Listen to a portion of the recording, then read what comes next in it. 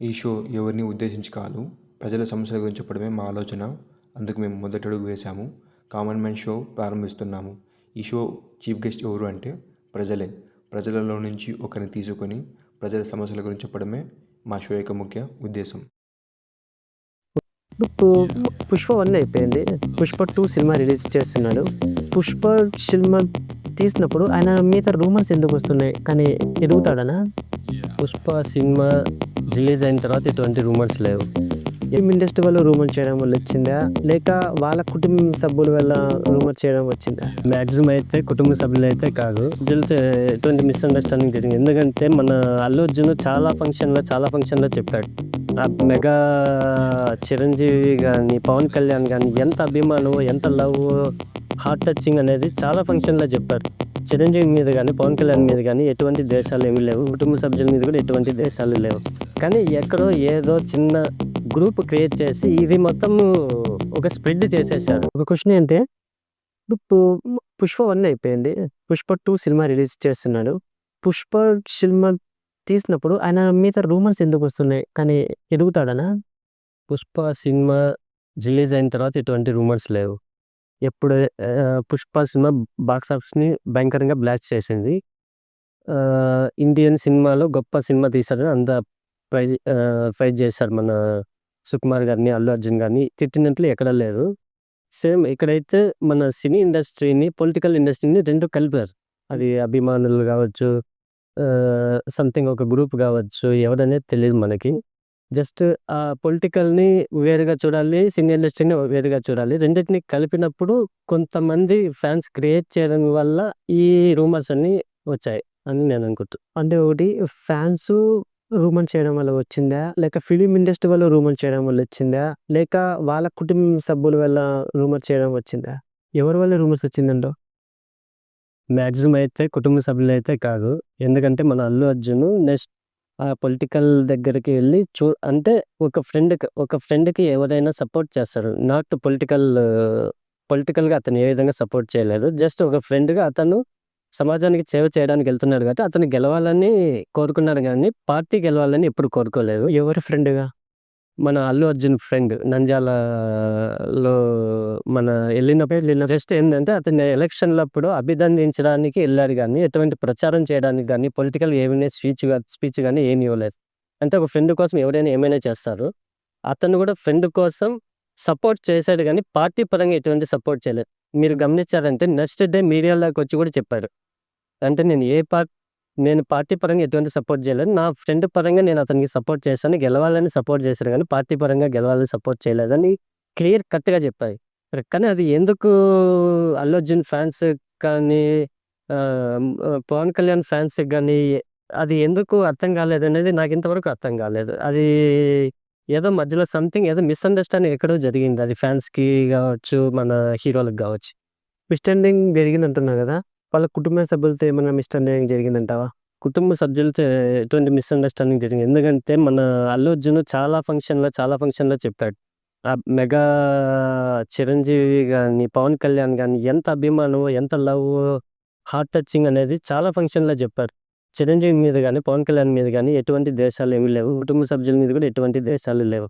కానీ ఎక్కడో ఏదో చిన్న గ్రూప్ క్రియేట్ చేసి ఇది మొత్తం ఒక స్ప్రెడ్ చేసేసారు. కానీ మీకు గమనించినట్లయితే పవన్ కళ్యాణ్ గానీ, అల్లు అర్జున్ గానీ ఎటువంటి ఇది క్రియేట్ చేయలే. అంటే నాకు అల్లు అర్జున్ మీద కోపం అని, అల్లు అర్జున్ వచ్చి పవన్ కళ్యాణ్ అంటే ఇది నాకు నచ్చదు అని ఎక్కడా చెప్పలేదు. అంటే ఇప్పుడు ఫ్యాన్స్ మనమే కొట్టుకోవాల్సొస్తుంది. ఎందుకంటే మీకు బాలకృష్ణ, చిరంజీవి మీకు మనం పుట్టినప్పటి నుంచి బాలకృష్ణ, చిరంజీవి తెలుసు.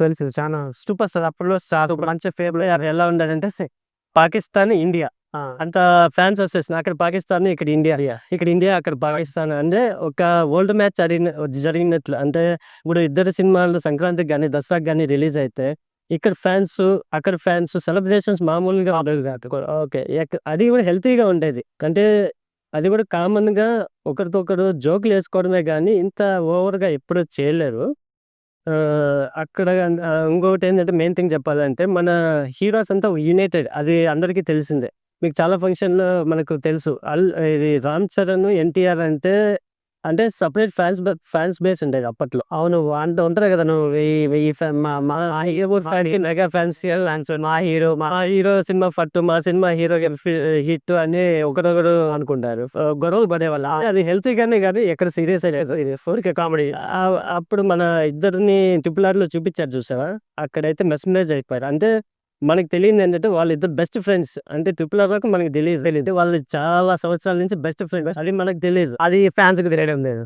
ఫ్యాన్స్‌కి తెలీదు. ఎప్పుడైతే ఆ ఫోటో మన రాజమౌళి ఎప్పుడైతే అనౌన్స్ చేశాడో, రాజమౌళి, రామ్ చరణ్, ఎన్టీఆర్ ఒకటి తీశాడు. అదైతే మొత్తం గ్లోబల్ షేక్ చేసింది. అంటే షాక్ అయిపోయారు. ఏంది రామ్ చరణ్ ఏంది? ఎన్టీఆర్ ఏంది? ఇద్దరు అపోజిషన్ కదా! ఎలా కలిసారు అనేది.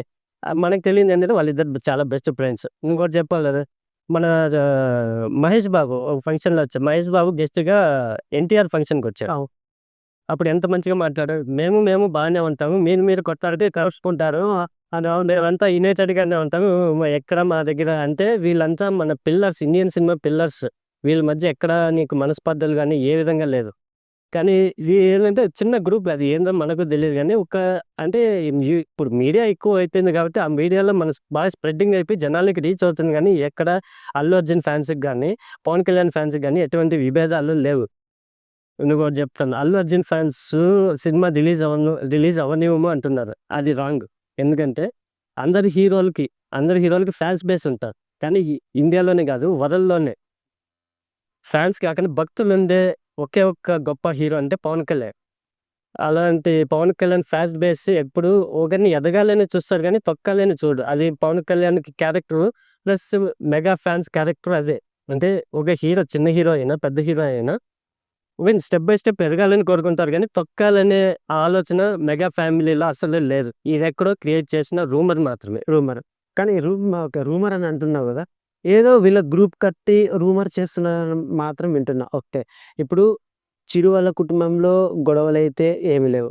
ఓకేనా? వాళ్ళ ఫ్యామిలీ మధ్యవి గొడవలు లేవు. పైన ఫ్రెండ్‌షిప్‌లో ఉండేవి ఏమీ లేవు. అంటే ఓన్లీ ఫ్యాన్స్ వల్ల మాత్రమే వీళ్ళు క్రియేట్ చేస్తున్నారంట. ఫ్యాన్స్‌కి గూడా మీకు తెలియనిదేంటంటే ఫ్యాన్స్‌కి గూడా అపోజిషన్ లేదు. అంతా మెగా ఫ్యామిలీ, మెగా యూనియన్ అంతే. అది ఇప్పుడైనా, ఎప్పుడైనా, ఎప్పటికీ అంతే.